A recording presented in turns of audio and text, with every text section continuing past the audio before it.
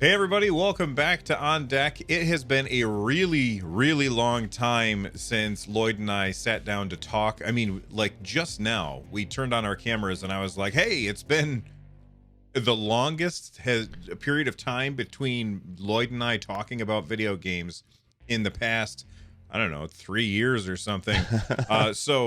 Lloyd, how are Yeah, you doing, man? I'm doing good. I was gonna sing like 1 week from Bare Naked Ladies, but I decided, you know what? No one's gonna get that. I know some people will get that, but yeah, no.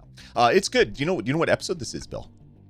When I was making the show notes, I was struggling with this. I looked it up a couple times, and it's episode 11. And 11. I know, like, so.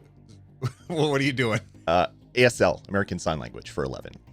So 11 is two fingers up. It's but you have to face it this way. It's your index pops up off your thumb twice.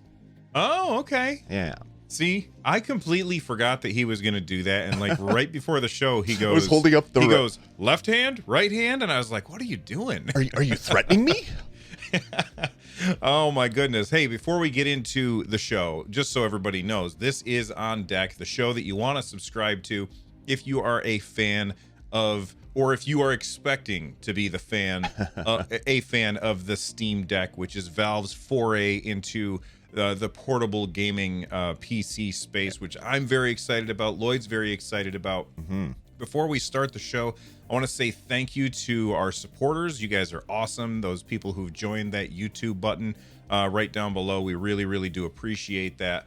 We want to start off the show with a comment that we said we were going to talk about on this episode. And it's been a long time. And I just realized that I forgot to make my list of the 5 games, the 5 titles. This is coming in from Beanie. The 5 titles that are always going to live on my Steam Deck. So I'm going to let Lloyd start us off while I try and noodle things around. Go ahead. All right. Minecraft will be the game that will always be on my deck. Even though I said that last episode, everyone in the comments was like, well, you actually can't install Bedrock on this. And then everyone's like, well, yeah, you can. You do this or you do this. So apparently there's a way to get the Bedrock version. I was thinking maybe even the Java version if the Bedrock didn't work. But ideally, the Bedrock version of Minecraft will always be on my Steam Deck because I am always dipping into Minecraft every once in a while. You know, I mean, I loved Minecraft. I spent hundreds of hours playing Minecraft. I don't know if I can go back to it after playing Valheim. Like for me, Valheim is so much more engaging. Right. Unless it's like modded Minecraft is a completely different story. Like Sky Factory, I don't know what they're on now, but when I played it, it was Sky Factory 2. Was just unbelievable. Like you start with a dirt block in the sky, and by the end of it, I had like nuclear reactors and stuff that I had built. It was absolutely amazing. But for me, if I'm looking for that sandbox, you break stuff down and turn it into other things, for me, it's got to be Valheim. And I said that last time as one of the first games that I'm going to install, but I think that, and I don't even own this on PC, but I think that a game that I will probably end up getting and installing on the Steam Deck, you got to have a good puzzle game, a good game where you can sit down and play and just kind of zone out and ignore the world around you. Right. So some kind of Tetris style game, maybe Tetris Effect. I recently was playing that on Game Pass, and it's just so fantastic, like surprisingly fantastic the way that they've merged the music and the game together. So some kind of Tetris is going to be one of those games that I have to have installed all the time. What about you? What's your next one?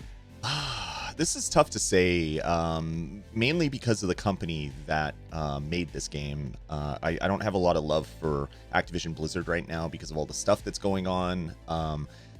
But I've played so much Diablo back in like Diablo 1. I played probably 400 hours. Diablo 2, I probably played 1,000 hours. Diablo 3, I mean, I have the big. Oh, I can't see the big box because it's behind other stuff. I have like all of the big editions of Diablo. I love Diablo. And probably Diablo 3 would be the one game I'd want to always have on my Steam Deck. Seasons are fun. I haven't dipped into Seasons for a number of seasons in Diablo. I used to play a lot of it on my Nintendo Switch, but I have the PC version of Diablo, and jumping in and doing some seasons, doing some multiplayer. I think this would be the perfect device for it because it's portable, it's nice and small compared to a full TV, gaming PC, whatever other setup you have. And I mean, it's Diablo. You gotta love Diablo. Yeah. So first off, you're worried about supporting Blizzard because of their management stuff, but you already bought the game. So if you're playing it and not paying for it again, That's very true. That doesn't hurt anybody. Very true. Secondly, I don't know if it's going to work all that well. Like, that's one of those use cases where you definitely want to have the controls dialed in, and Diablo 3 does not support controllers, and you have to do some kind of weird work. Diablo 3 on the PC, does not support controllers. Because it uses the Blizzard launcher, getting it to work with that Steam input stuff is going to be maybe problematic, but if you can get it to work, it's definitely one of those games that has endless replayability. So I totally understand where you're coming from there. I just before you get into your next one, I just Googled it because I read an article a while back saying that Diablo 3 has controller support, and I obviously didn't read it. I just did a quick Google search, and it's actually controller support through an application called Rewazd. So strike that one off. I'll probably try to play it using the Steam input stuff. But I don't think that's going to be a good thing. I read an article, it went in the back of my brain, and turns out I was wrong. So thanks for clearing that up for me, Bill. I'm now sad. Oh, no problem. I'm now sad. Yeah, it is sad. But you know what I would say is, I'm definitely not going to say it's at the same par. It's not on par with Diablo, but what's the one? It's a little more Torchlight. The Torchlight and Torchlight 2 are fantastic, and they have that same replayability. And I know for a fact that Torchlight 2 has controller support. I don't think Torchlight 1 does, but 2 does. So that might be a good stand-in for your Diablo ARPG kind of stuff. Right. My next one is a game that I just started playing, and you have not yet had a chance to play this, but you're going to be playing it probably on Sunday when we play D&D, and that's Tailspire. Right. This thing is so amazing. So it is basically an online tabletop simulator where you can use you're sitting at your computer, and you can build like this cool map for the players to go around in, and they can pick up their characters and move them around. And I just picked it up this week, and I was just looking how much time, maybe not this week, I think it was last week, how much time have I spent playing Tailspire. Now this is not a good indicator, because quite often I will get up and walk away, and because there's no monsters or anything to attack me, I don't even pause it. I just get up and walk away and go do stuff, and then I come back, and I did leave it on once overnight. But Tailspire, I've already put 30 hours into this. Wow. Just going in and building things for our D&D group to go through. And this is so cool. First off, it's only 2 gigs. So it takes up almost no space at all. And just being able to have it wherever I am, it communicates to the server. I could pair it with my Steam Deck with my phone, so it communicates to the server.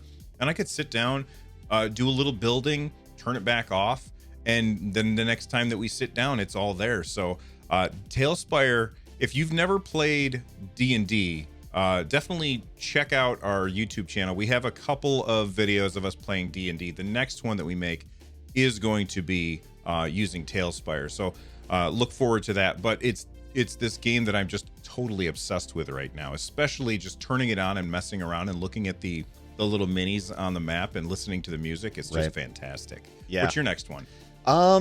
This is tough. I need a driving game. My current driving game that I play the most is Hot Wheels Unleashed.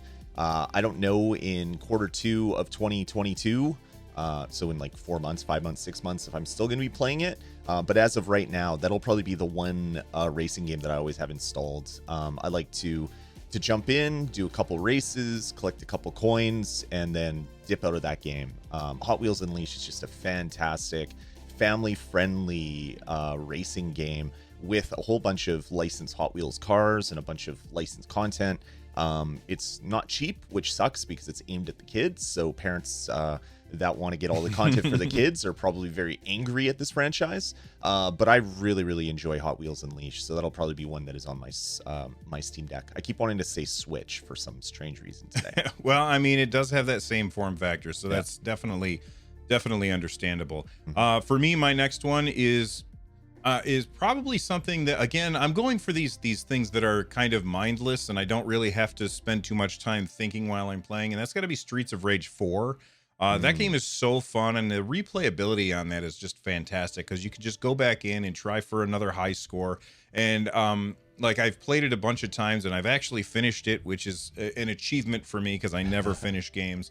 So Streets of Rage 4 is a really, really fun one. It's also got multiplayer, so if you want to sit on the couch over there and connect to somebody and just sit down and play, that's definitely a game that I'm going to be putting on my Steam Deck. What's your next one? Is it cheating to to talk about a game that we talked about last time? Were we trying to not talk about games that we did last time? I'm trying not to, but you can do whatever you want. It's your list. Okay. Well, this one is going to be it's kind of cheating, but not like RetroArch cheating, but kind of cheating, and that is Skyrim. Favorite game of all time. Love Skyrim. But the reason why I want Skyrim on there is I've been watching a bunch of YouTube videos, and there is a mod that is coming out. Well, there's a mod that's been out for a while, but hasn't been updated in like a year and a half, which I think is called Skyrim Together, which allows you to play multiplayer Skyrim over the internet with other people. Oh, wow. There is a new version of that mod coming out in the near future. There's actually a mod coming out for Skyrim and Fallout 4 that allows you to go into multiplayer online. It syncs all the animations between clients, so you could be doing a quest and I could be helping you, and I see the doors opening just like you see it. Like, it's a ridiculous mod, and I want to play with it. And I was thinking to myself, what would be a better way to do that than sitting on the couch with my Steam Deck, playing with my son who's sitting on a console on a TV somewhere, or a PC with a large monitor. I just think messing around with some of those huge mods on a portable system is going to be something that I'm just going to want to do. Can't sleep, boot up my Steam Deck, and play a little bit of Skyrim and mess around with the mods. So I'm really looking forward to that mod. So maybe it's the mod. Maybe I'll say the mod, so it's not really cheating. It's the Skyrim Together, whatever it's going to be called when it comes out. It'll be that thing. All right. For me, my next one is Legend of Grimrock. I've played this game a whole bunch of times, but I always get distracted and don't get back to it. And the thing about these portable systems, that it allows somebody like me who's got a very, very short attention span to go back to a game far more often. So like when the Switch came out and Breath of the Wild came, like, I put 200 hours into that game, and it was because I was able to pick it up and pick up right where I left off and continue playing. And I think that this might finally be the time that I can focus and finish The Legend of Grimrock, because I can always have this thing with me. And sure, I could get it on my phone, I could get it on my iPad. I'm not interested in touchscreen gaming, so that's not for me. If you've never played Legend of Grimrock, it is an old school dungeon delver kind of game where you've got your party of 4. You are trapped in this dungeon. You have to find your way out, and everything is in first person. It's all on like a grid, and it's a really, really cool game that I've never been able to finish because I'm just far too distractible. So that's my next one. We've got one more from each of us. What's your next one? It's going to be some form of multiplayer first-person shooter. I'm not sure which one it's going to be yet. I'm a big fan of Fortnite. But I don't like playing Fortnite on PC because I am not a mega builder. So if I play on PC, I take a shot at someone and they build the Eiffel Tower or like the Taj Mahal before I even can like reload my clip. So I play on console because it's a little bit less of that. So it's going to be a toss-up between Fortnite and Halo Infinite. The big question for me will be, how am I going to get Halo Infinite loaded on this thing without installing Windows? So hopefully there's going to be an easy way to make that happen. I'm assuming there would be. It's a modern game, and I'm sure it'll be supported. So it'll probably be Halo Infinite, just for the multiplayer on my Steam Deck. That's a good shout. My last one, I think, is going to be another that I have on the Switch. I think I bought it on another platform. I think I bought it on PC as well. If not, I'm probably going to. And that is Darkest Dungeon. Darkest Dungeon is this really, really cool game. I probably don't have to explain what this game is to people, but it's like a 2D roguelike game where you play as these characters, and you have to go into a dungeon and like do a quest, and then you come back out and you have like a city that you can go to, and you have different characters that you can rotate in and out of your party. And then as you're in the dungeon, you also have to keep in mind, how healthy are my characters, how sane are my characters, and horrible things happen to them, and it makes it really, really hard to go on. And it's one of those games, again, where being able to have it with me whenever means I'm far more likely to get further in it. And the fact that it's a roguelike means like it's always going to be kind of fresh every time that I play. It's also pretty low on the memory, on the storage footprint. So I think that's another reason why I'm going to want to take Darkest Dungeon with me. Nice. I've already done my 5, but another good one along those lines would be Spelunky. That's a game that I'd like to dip into, but I don't have it installed on any of my systems right now. That would be a perfect game for me just to load on my Steam Deck and play some Spelunky. Usually my playthroughs of Spelunky last about 37 seconds. I'm not very good, so I can quickly jump in. The load times usually are longer than my play times. So yeah, we'll see how well that works on the Steam Deck. So let us know, what are your top 5 games that will always be installed on your Steam Deck in the comments section down below. If you're listening to this on a podcast app, head on over to youtube.com/nerdnest. In the comment section down below, tell us your top 5 games that will always be on your Steam Deck. Thank you very much for the question, Beanie. We do appreciate it. Let's move on. Last episode, if you guys didn't know, Lloyd and I pre-record these episodes, and then we put them out as a premiere on our YouTube channel, and people come and watch them with us in chat, which is always fun. And during the show, I often will put questions that people will answer. So if you want to participate in the polls that I'm about to tell people about, then make sure that you watch it with us over at the YouTube channel. The first one that I asked last episode, I said, what resolution do you tend to play games at? And 51% said 1080p, 21% said 720p, and 13 and 13% respectively were 1440 and 4K. So very few people are actually playing at 4K. Honestly, I'm surprised that 720 is as high as it is. Did that surprise you at all? Because for me, that really surprised me. Yeah, like I thought all the numbers before the percent sign in 720p would be added to the numbers before the percent sign in 1440p, because I assumed that 1440p would be a much higher percentage than 720p, but it isn't. So that's super surprising to me. Yeah, and it also shows that there's a lot of people who are playing at this 720p resolution. So the 800p resolution of the Steam Deck really is not going to be that big of a deal for, I would say 70% of the people that are watching this show, which are probably the people who are most hyped for the Steam Deck. That's right. Let's move on to the next poll. I said last episode, we talked about how many Steam Decks that have been estimated to be sold so far or pre-ordered so far. Right. I think we're going to have a little more information to talk about in this later on in the show, so stick around for that. But I asked, is 750,000 pre-orders impressive? 62% said yes, 18% said no, and 18% said not sure. How do you feel about that breakdown, about the yes or no and not sure? I'm surprised by it. I thought more people would say no, it's not impressive, but that's probably because that's where I landed on it. Yeah, and I think that's kind of the default stance for anything on the internet is meh, right?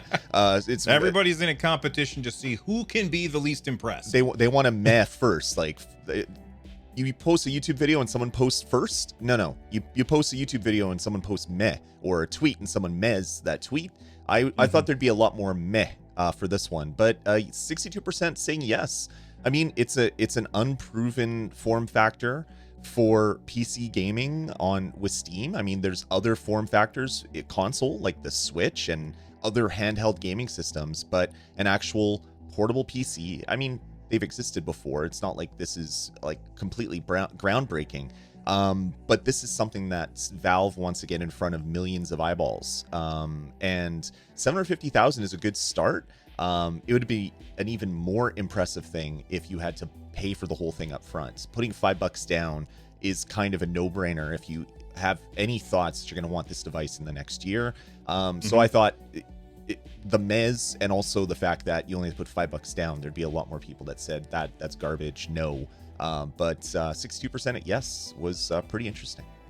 Stick around to find out why Valve or find out about Valve's confidence with their pre-sales so far. Right. The last poll that I posted in the previous episode, we said this because they showed off the case and like what it looks like coming out of the box and everything. Right. And the question I asked, are you buying a third-party case or are you sticking with the one that Valve is sending? And 82% said that they're going to get the one that Valve has. 17% said we'll see, and 0% said third party, right. Which I've never seen a poll that I've posted either on this show or other shows or on Twitter ever with 0% on one of the choices. That is very surprising to me. Now, just remind me, are you getting a case or are you sticking with the one that comes with it? I mean, I'm getting a case because the system comes with it, and I usually don't like to replace things if I already have a viable solution.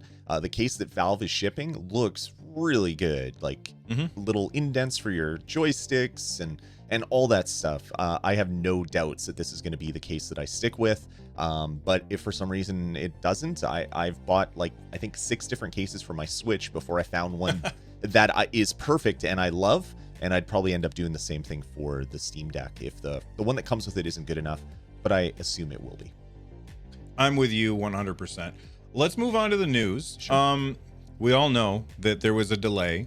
It was supposed to already be in people's hands. We are now in January. It was supposed to come out in December. And there's a bunch of people mad about that, and I can totally understand. Right. Valve had to delay it because of the chip shortage, but they are saying that they are still on track for February. Here is the quote from Greg Coomer. He says, "We do feel like we're on track for that. We're still bummed that we had to move from the end of this year." This quote is from last year to the beginning of next. But yeah, all signs are pointing to us being able to ship in February. It's a real product launch, so many thousands of people right away are going to receive their decks as soon as we're able to ship them. But even talking about thousands would be quite low compared to the volumes we're shooting for in the first few months. Any reaction to those two parts of the quote yet, Lloyd? The second quote, that really kind of surprises me. You'd think that you'd have a million ready for day one and then slow trickles, because that's kind of how console releases have been, where you on launch day there's 5 million Nintendo Switches produced, they're all in stores, they're on store shelves, and then they don't get restocks for like 3 to 6 months after. Valve's going the other way. They're just gonna, as soon as they're made, they're gonna be shipping those things out, which to me I think is the better way to do it. So that makes me very excited. Yeah, they go on to say, we're going to have a launch that looks like a significant number of users right out of the gate, and then build that over time rather than having the biggest splash on day one and then generally declining after that. If you extend that timeline through 2022 and all the way to 2023, we expect to be building on our numbers constantly through that whole time to the point where there's many millions of customers, if things go the way that we think they will, who are using the Steam Deck by the end of that year. So through 2023, many millions. Right. By the end of 2023 is Valve's prediction on this thing. I gotta say, I like their confidence here. I do. I very, very much do. And it just shows like the number that we reported last episode was kind of a guesstimate. 750,000 was kind of a guesstimate based on a bunch of different data points and kind of taking that and kind of building on that data set. Well, Valve obviously knows. They know how many people have pre-ordered. They know how many people have already canceled their pre-order. They can take all those crazy numbers and data points and then kind of project it out a number of months or years. So if they're saying millions, that means that many millions. But even just to say millions, which would be say like single digit millions, that means that in the first year, Valve is anticipating selling more than 1 million of the units. Many millions means what is that? 10 million, 5 million, 20 million? Who knows? Who knows kind of where these numbers are coming from? But I could say like if Valve can sell 1 million of these in the first year, this product is a success. And if it gets good reviews and people tend to love it, and those pre-order estimated shipping dates never go down because more people are just going and putting themselves in the queue, that's going to be a really, really good thing for Valve. And it also gets me very excited about future Valve products, like new standalone VR headsets, new controllers, new whatever. Valve is using the Steam Deck as a kind of like proof of concept. Let's build a thing, let's directly market that thing, let's ship that thing, and then let's keep iterating on that. So that quote, I mean, the other quote, thousands, or sorry, what it was before, I lost my place in the notes. So the one quote I was excited about was good. Many millions, it just makes me forget about the rest of the stuff that was talked about, because that is not what I would assume a company that wants to be careful would say. Right, so yeah. so it shows that they're pretty sure that this thing's going to sell really well. You know, I want to say two things. First off, Valve, they clearly have wanted to get into the hardware business for a very long time. Like they tried to make it happen with the Steam controllers. They tried to make it happen with the Steam machines. And it's clear to me, like easily they could have said, all right, well, the Steam machines didn't take off and we got sued because of the Steam controllers. So we can just wash our hands of this and move on easily and just keep collecting the money that comes in from running our store and really not have to worry about it. But instead they take another big risk. And I just want to say I applaud them for that. I think that that's awesome, and I can't wait to see what they do after the Steam Deck. The other thing that I want to say is something that we've said on the show before, and I'm sure that people have, by the time you finished your sentences, people have already been typing this. It doesn't matter if it succeeds.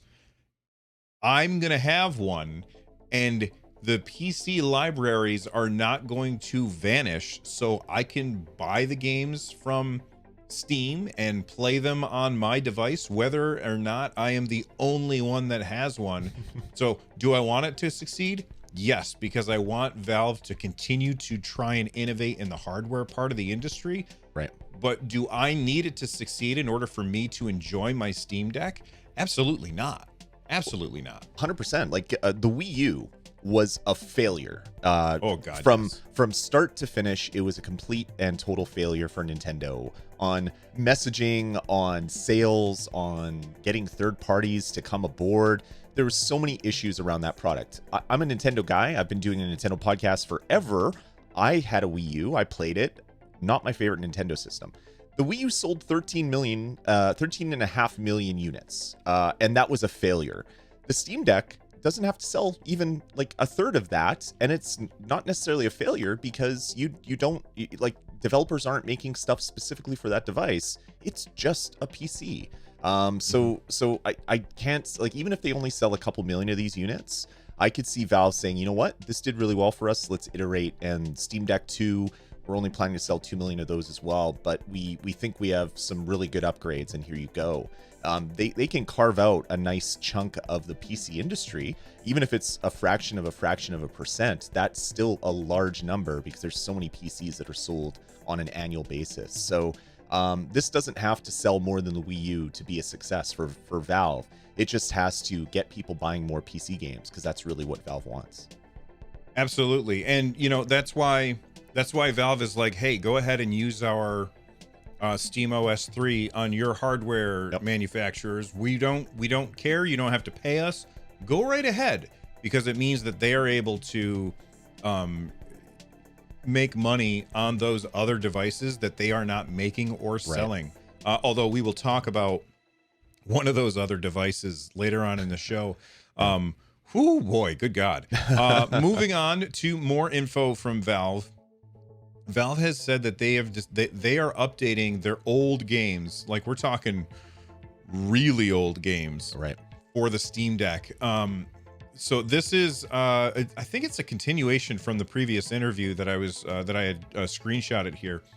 Here's what Greg Coomer says. He said the Dota team is doing some pretty innovative, at least within the context of Dota. Just this past week, they shipped a new mode that allows players to play the game well using thumbsticks. They call it experimental controller support because they're still looking for feedback, but you can play a real game of Dota with a gamepad now. Now, for me, I've never played, I think I've played a game or the tutorial of Dota. That is not a game that's necessarily for me. I played tons of, what was the one from Blizzard? Heroes of the Storm. Heroes of the Storm. I played tons of Heroes of the Storm because I really, really liked the way that they did, like the team leveled instead of the player. I liked that. I liked that I didn't have to go back to like the base in order to buy stuff. So that's not how most MOBAs do it. And what I always wished for, as somebody who has a pretty severe injury to his left elbow, WASD, not a fan. I've never been a fan of that since I injured my elbow, because I can't quite twist my arm the way that I need to in order to play that comfortably. I've always wanted to have MOBAs that are controller friendly. So like Smite, I'm a huge fan of Smite. The what's the Pokemon one? Pokemon Unite? Yeah, I was just trying to think of the name of it before you asked that question, and I was like, I can't think of that one. I think Pokemon Unite is the one. Yeah, that one's pretty fun too, although I don't really like the monetization model. Dota has been around since forever. It was basically the inventor of the genre, and then Valve bought them because it was originally a Warcraft 3 mod. This is definitely a game that I'm going to give a shot at once I get the Steam Deck in my hand, because it is now fully supported on the controls that are in front of me, and I don't have to do anything at all to them to figure it out. So I'm excited about that. Yeah, definitely. I've never played a MOBA. Okay, that's not entirely true. I've probably tried a couple different MOBAs, done one thing and said, you know what, I'm done with this. I don't like what a MOBA is personally. That's not the type of game that I like to play. But the fact that they're updating it for the Steam Deck is great, because it shows that Valve is putting the full weight of their entire company behind this device. They didn't have to do that. Dota's been out for 8 years or something crazy. I don't know. Even better, they talk about CS:GO, they talk about Half-Life. These are like 20-year-old games, some of them, and they're updating those. That is really exciting to me as someone that wants new stuff from Valve. Updating the old stuff might be what I have to live with, but I hope that they have so much fun updating the old stuff, they want to get some new stuff out. Yeah, so somebody listening to this show or watching the show, they might think, well, you can already play CS:GO with a controller. You can already play Half-Life with like a Steam controller or whatever, and it works pretty well. What are they doing in order to update these games? They're making it so that you don't have to use the mouse to interact with menus and stuff like that. Yeah. They're doing things with the touchpads to make it so you have more radial menus in order to choose things. Yeah. That kind of thing. There's multiple reasons why this is very exciting. Number one, it's exciting because it shows, like Lloyd just said, that they really believe in this product and they're updating their old games to show this. They didn't do that with the Steam controller. Nope.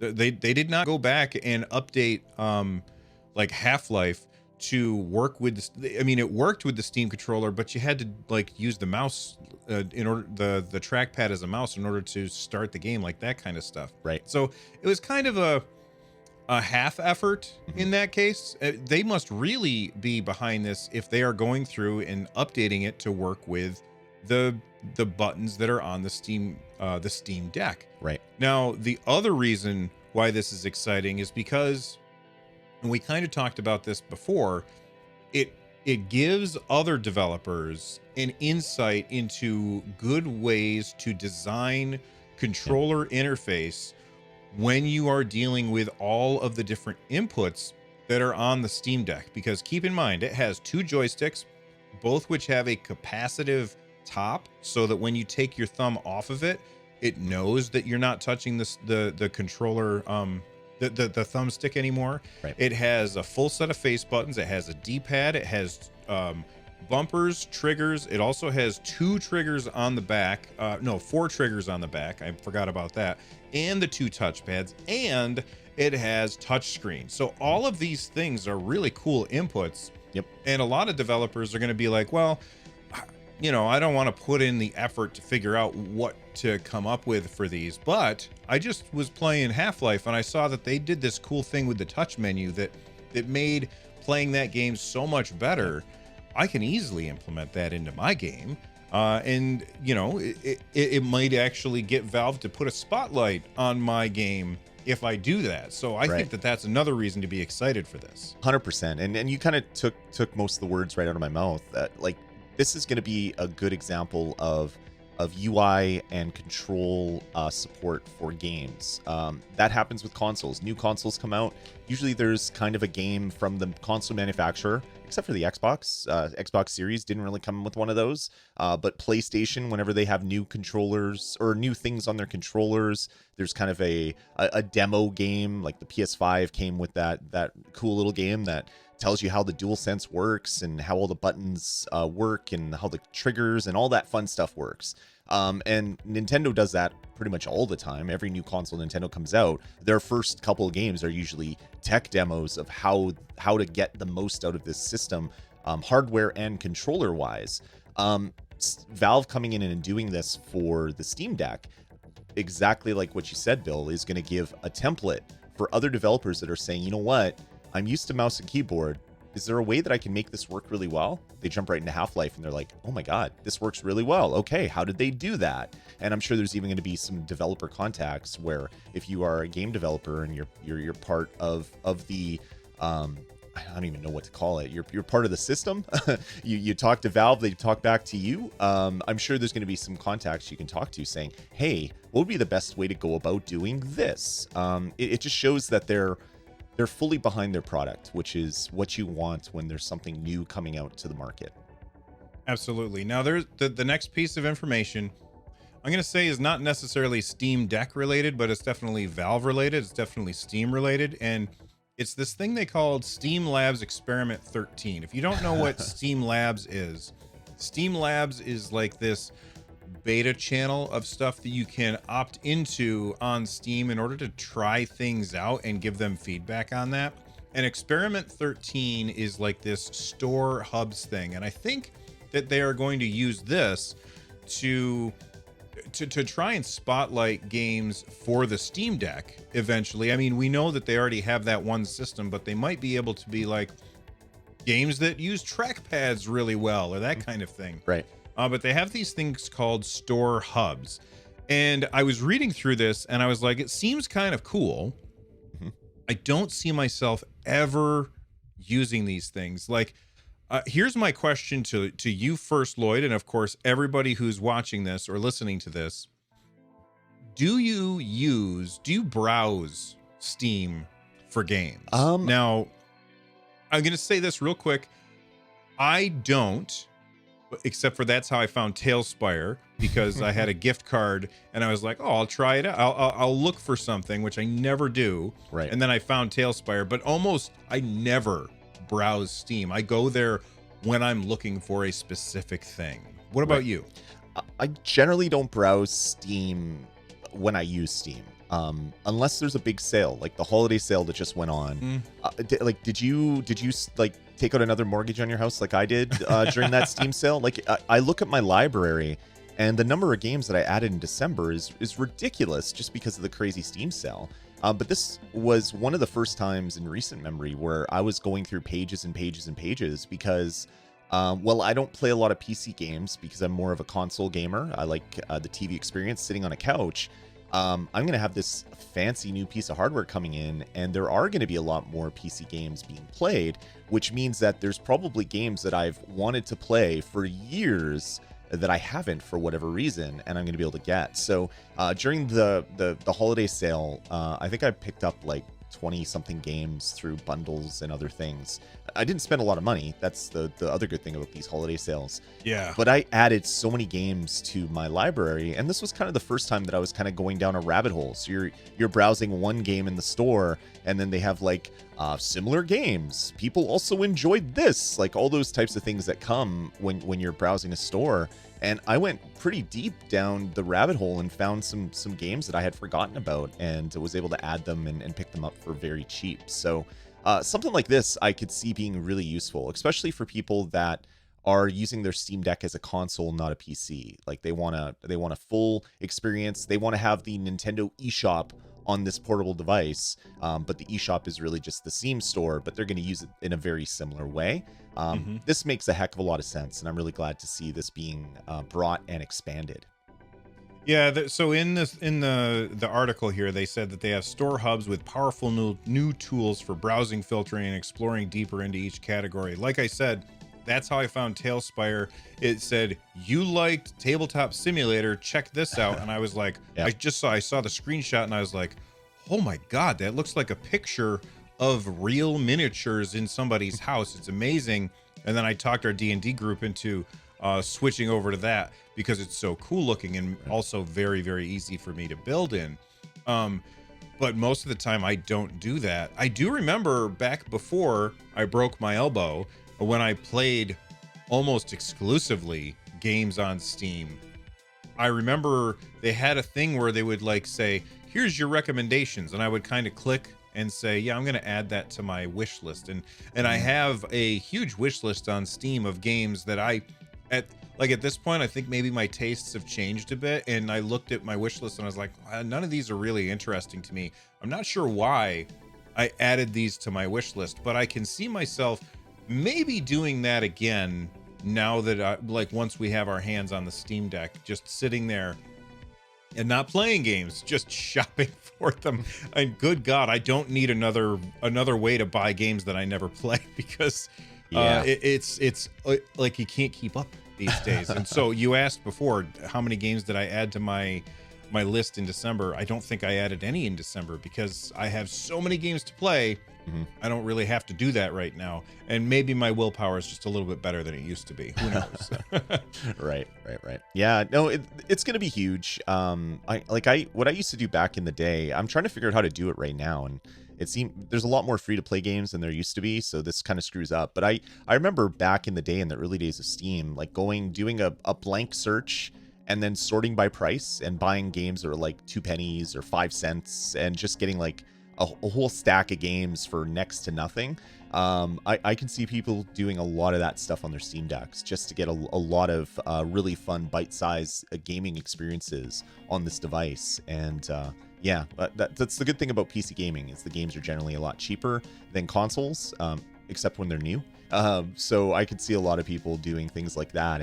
And I don't know, who knows, maybe Steam will have a hub, games under $1, and you go to that hub and you get a list of a whole bunch of really awesome games that are like under $1 or under $5 or whatever.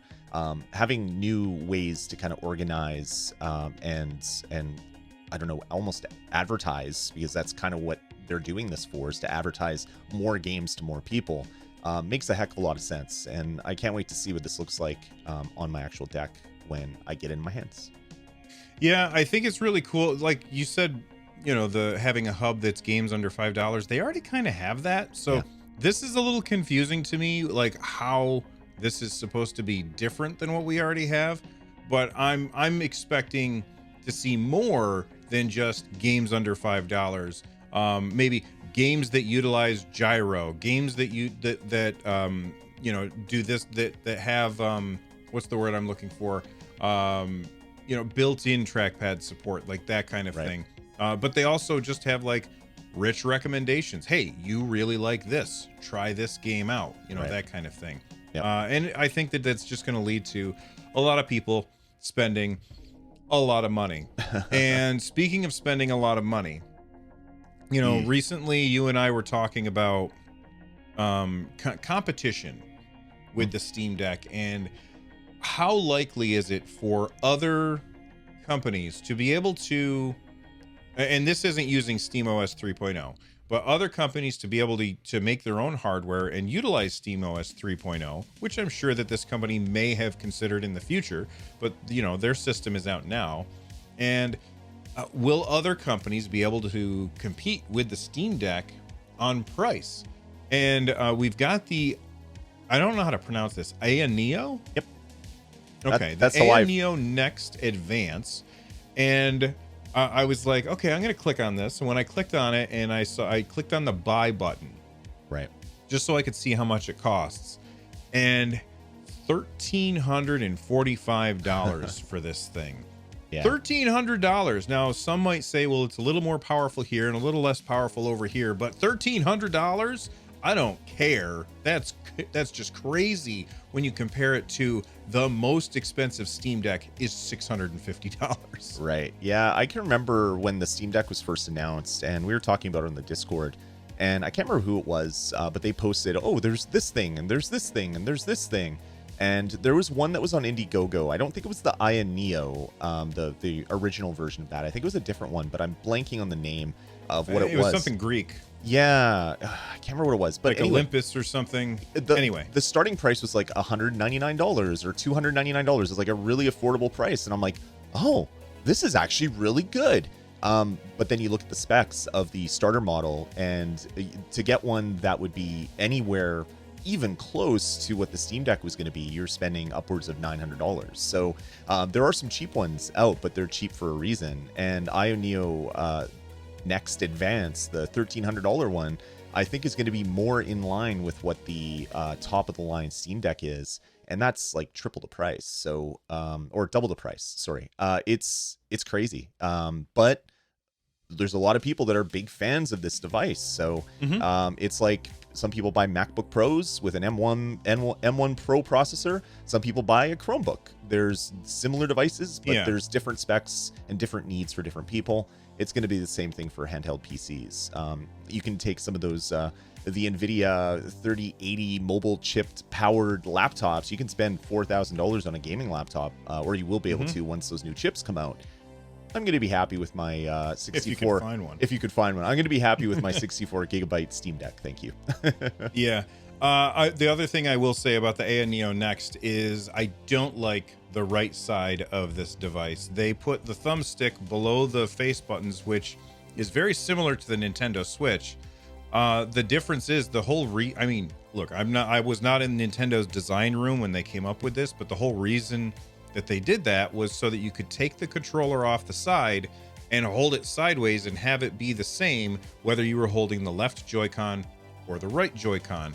This is not the same thing. It doesn't make any sense for them to put the joystick on the bottom, because what happens is as you are trying to use that device with the joystick on the bottom, you are supporting a lot more of the weight with your hand than you would if the thumbstick were up above.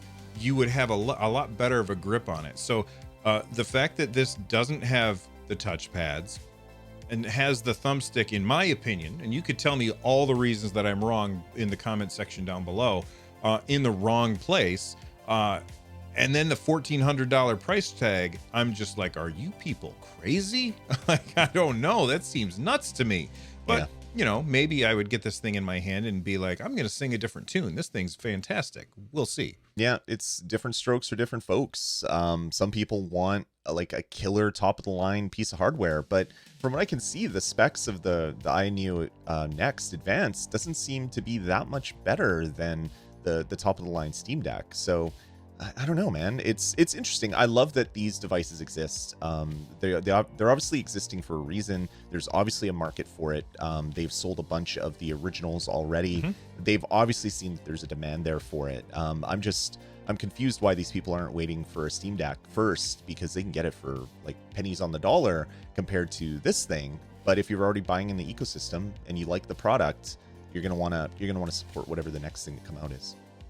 That's true. And another thing that the other advantage that this has is it just runs Windows. So if you just want it to run Windows, that means all of those questions that we have about, will this game run? How well will this game run? How am I going to load Minecraft on my system?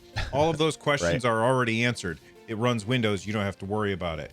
And yes, the Steam Deck can run Windows if you install it, but a lot of people, look, there's a lot of people out there who are willing to risk their hardware to do things.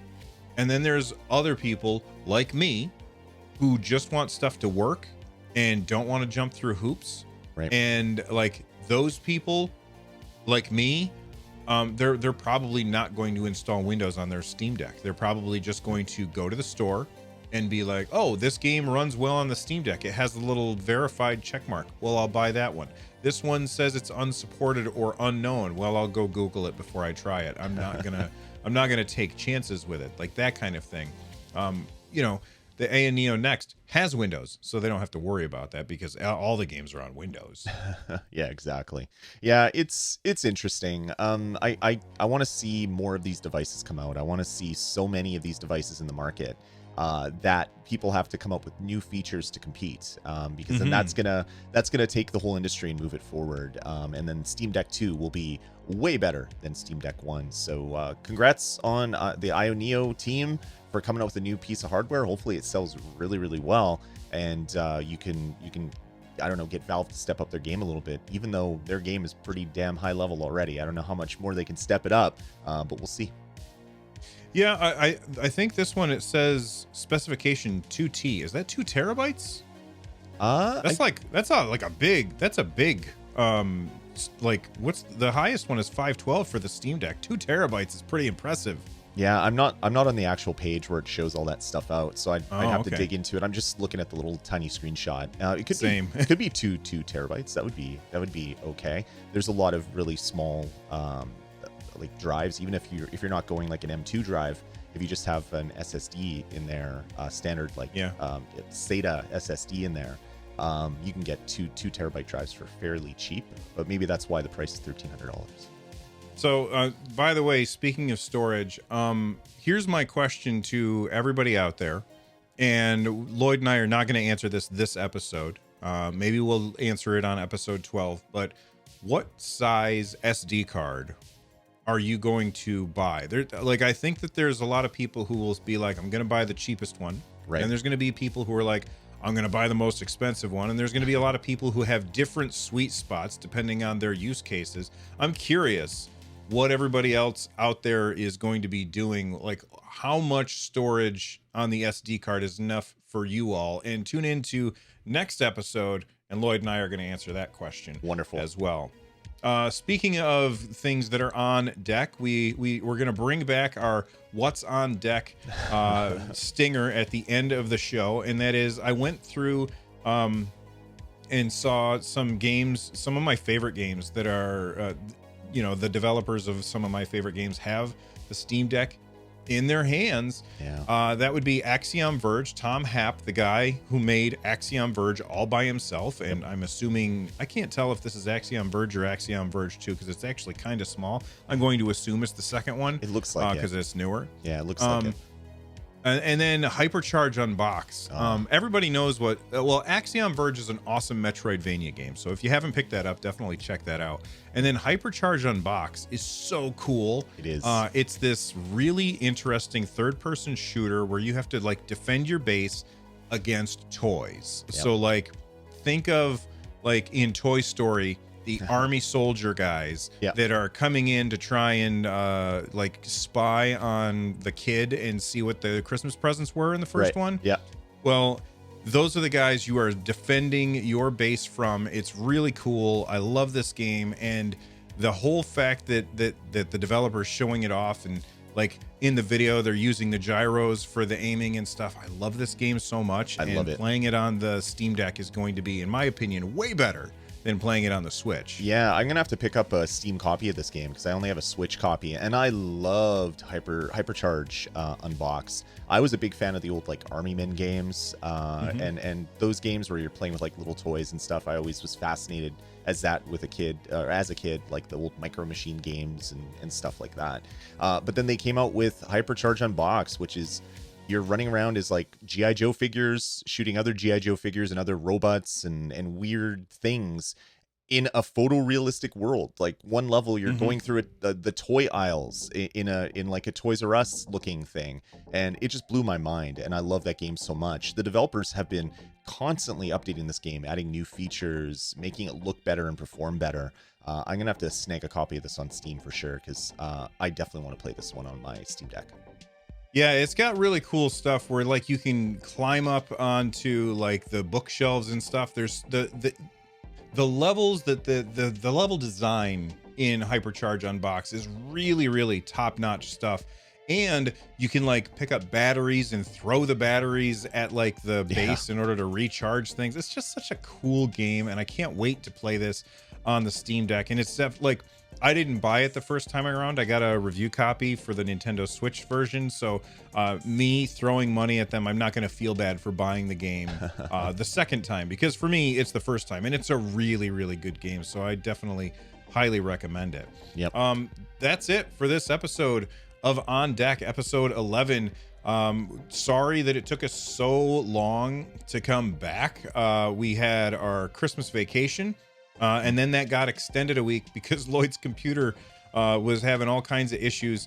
So we're back, and we will see you in 2 weeks probably for the next episode. Before we get out of here, I just want to say I've been doing a show for a long time. It used to be a Nintendo focused show. Now it's just a general games show. It's called Games with Bill. There's a link in the description down below. And if you are looking for a Nintendo show, Lloyd is a host of a fantastic Nintendo focused show called Nintendo Pulse. It's the longest running Nintendo show like ever, I think we think. And since 2006. Yeah, there's a link in the description down below, as well as a bunch of other podcasts that we do. So if you like these shows, you might like those shows. Thanks for watching, everybody. We'll see you next time. Take it easy, everybody.